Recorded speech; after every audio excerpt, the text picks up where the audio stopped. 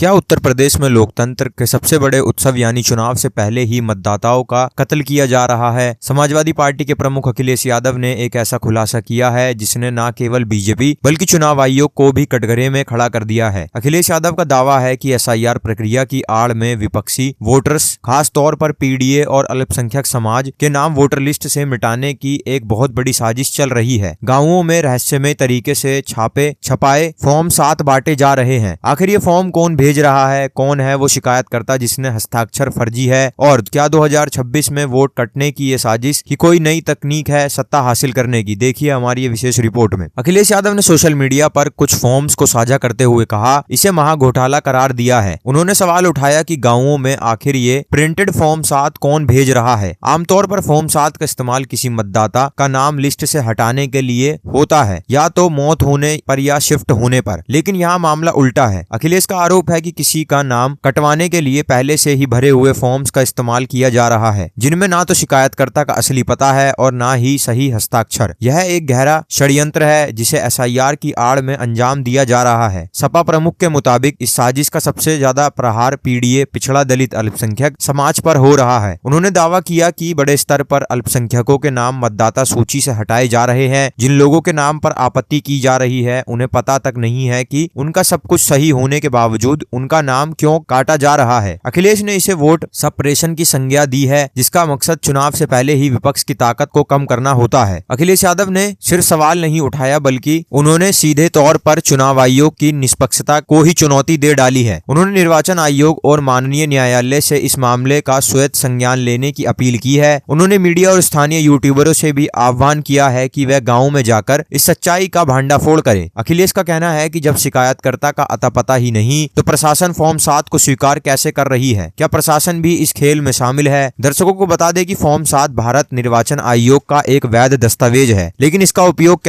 केवल वैध आधार पर ही किया जा सकता है। अगर कोई दूसरा व्यक्ति बिना ठोस कारण के नाम कटवाने का प्रयास करता है तो उसे यह दंडनीय अपराध की श्रेणी में आता है। ग्रामीण क्षेत्रों में इस फॉर्म के गलत इस्तेमाल से दहशत का माहौल है। अब देखना होगा कि अखिलेश यादव के इस सनसनीखेज सबूतों के साथ क्या न्यायालय इस मामले में हस्तक्षेप करता है और क्या चुनाव आयोग अपनी कार्यप्रणाली में सुधार लाता है।